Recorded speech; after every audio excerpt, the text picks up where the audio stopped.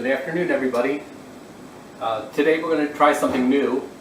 About 6 months ago I met this very pretty lady from Tampa, Florida, Filipino lady, and she made this dish for me. It's called Menudo. So we're going to try and duplicate this dish today. It's a Filipino beef stew. So I'm going to pause the camera and then we're going to get started with the prep on this dish. I hope you enjoy it. It's something new. It incorporates a lot of colorful items and it is very delicious.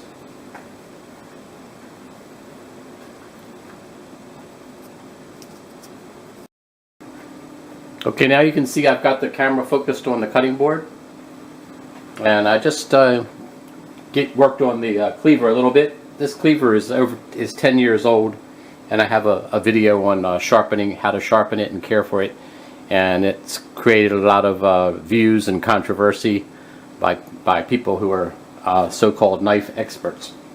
But anyway, the way I sharpen my cleaver, it keeps it sharp. And to kind of demonstrate it, I've got a pepper here, and if we sit this knife on the top of the pepper, and I'm not applying any pressure, I'm just drawing it back, and you can see it's already breaking the skin of the pepper. So that I tested that way, and also if it goes through the skin of a tomato like butter, then it's also sharp. So anyway, the menudo we're making today has the stoplight peppers in it. Green, yellow, and red. And also I saved a little time by peeling some red skin potatoes and carrots. And we have about 4 cloves of garlic on the edge of the cutting board and 1 onion. So what I'm going to do is to prevent the cross-contamination, because I'm going to prep this today and cook it tomorrow, I'm going to do the vegetables first. So you want them all the vegetables to kind of be the same size. So you take the membranes out of the pepper and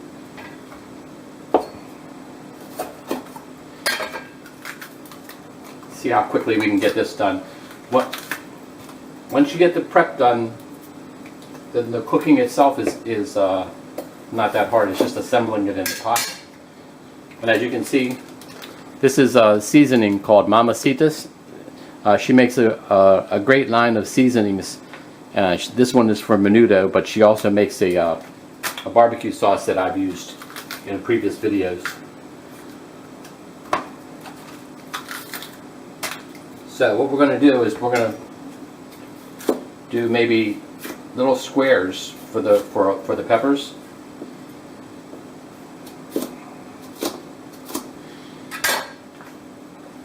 That's about the size you want for all your vegetables.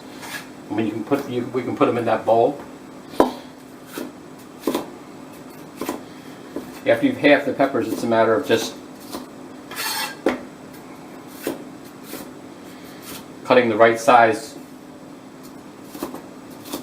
on your little squares.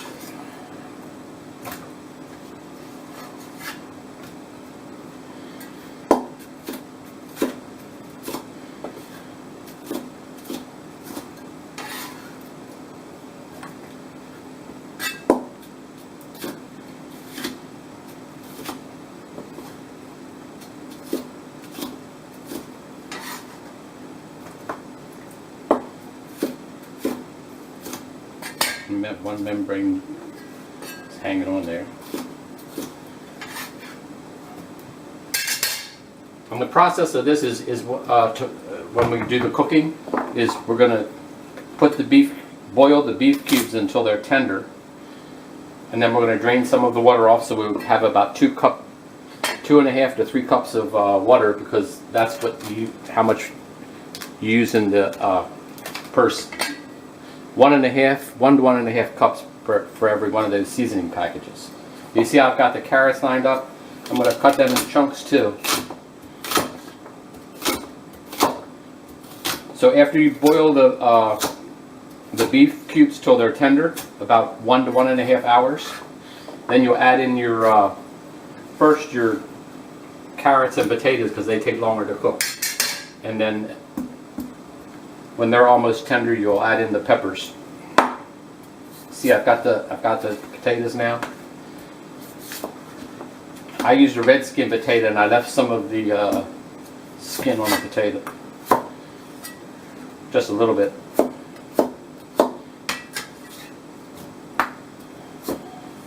That way your friends will know that you didn't use cheap potatoes.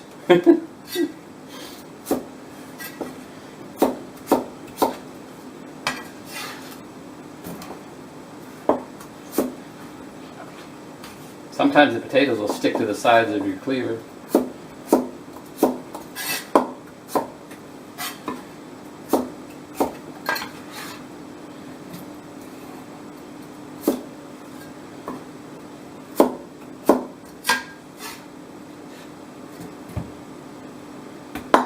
I'll separate that out tomorrow before I cook the dish.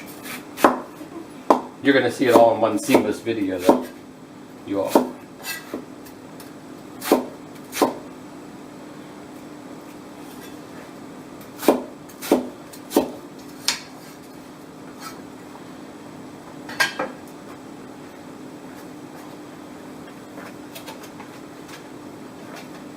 See, I've got one of these cheap paper plates. I'll put the onions and then the garlic. I have 4 cloves of garlic. I'll just smash them.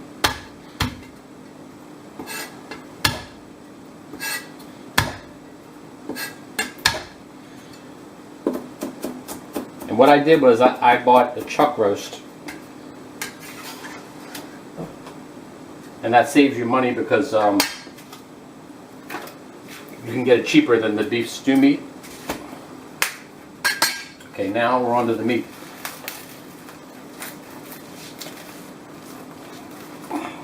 You can take the easy way out and get the beef that's already cut up for beef stew if you want. But this saves money and I kind of like it. I like to cut my own. You see I split that chuck roast and now I'm going to go right down the middle. Because it's harder to go down the middle of the whole chuck roast, that's why I cut it in half. Watch, and you always want to watch your hands when you're butterflying meat that way. Now you can see what I have. I can cut it here and then I can cut my cubes.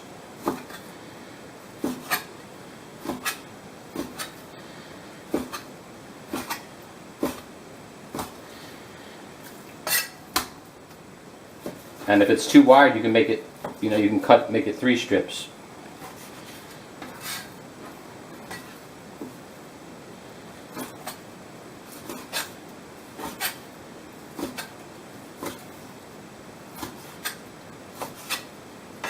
See, I got a lot of meat. This is going to be, has a lot of, one chuck roast makes a lot of the beef cubes.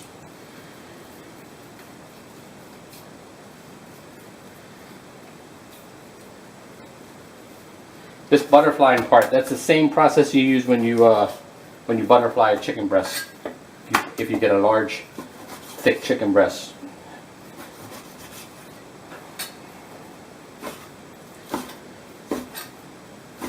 Oh yeah, my knife is sharp.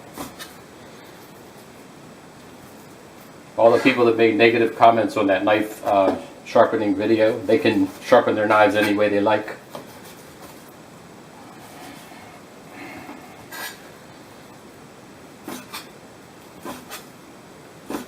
I know my method works. And this knife is 10 years old, and it's still sharp and in good shape. So there's all your prep done. And the next part of the video, we're going to put this together and then I'll show you how this comes out. Thanks for watching the prep portion.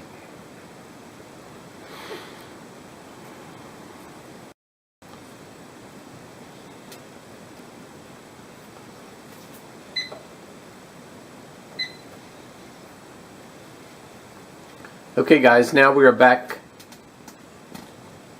day 2, and as you can see I have the beef chunks in the pot, the Dutch oven, and I covered it with water and I boiled it for an hour. Let it simmer for an hour. What I'm going to do now is I'm going to take it to the sink and I'm going to drain off all but maybe 3 cups of the liquid, and then we're going to add in the other ingredients, except for the peppers.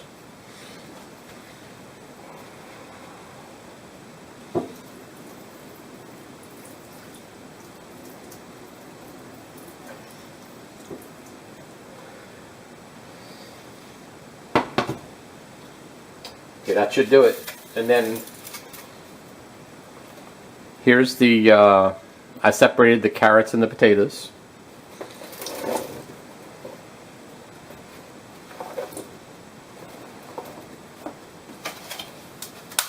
And then we have the onions and the 4 cloves of garlic.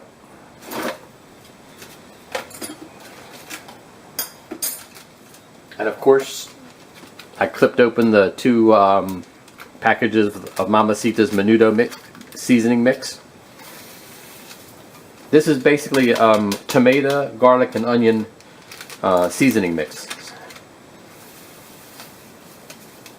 And there's some paprika in there, I believe, also for color. So we're going to stir this up real good. And then we're going to bring it to a boil and cook until the potatoes are almost done. You know how you check your potatoes when you make a stew or even a baked potato? You take a fork and you push it in the potato. If it goes in real easy, then it's almost done. That's what we're going to do with this. So there's one more step in the process, and that will be adding in the colorful peppers, because you don't want to put them in now; they'll get too done. And then we'll check the seasoning. And my girlfriend Wilma told me from Tampa. She said, adjust your seasoning and you might have to add a little bit of lemon pepper seasoning and some garlic powder. So stay tuned for the final step. This will go for another half an hour.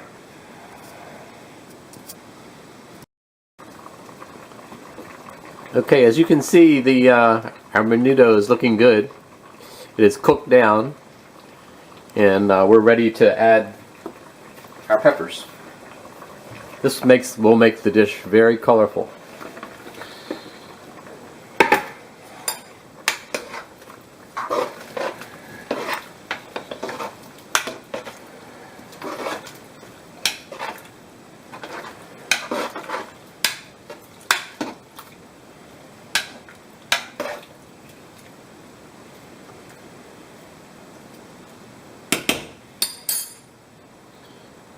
Okay, now the only thing left to do is to let this simmer for about another 10-15 minutes.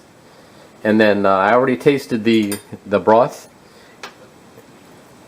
and it needs a little more salt, and the menudo seasoning is a little bit tart. So we'll just add maybe a little bit of the lemon pepper seasoning to it, and a little bit of garlic powder. So stay tuned for the finishing touch, but it's looking good.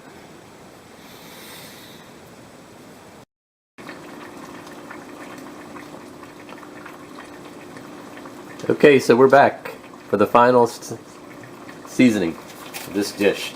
It's starting to look really good. You could call this Filipino love in a pot. I have on this disposable white plate you'll have a rounded teaspoon of the lemon pepper seasoning, a level teaspoon of garlic powder, and salt. Because I tasted it, and it's the seasoning is okay, but I want to intensify the flavor. So we're going to add these 3 extra ingredients into the pot. We're going to give it a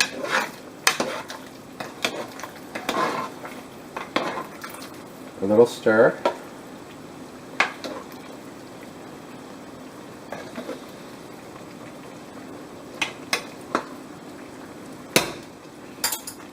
And I'd like to give a shout out to my girlfriend in Tampa, Wilma Afabli Hill, for cooking this dish for me and giving me pointers on how to make it.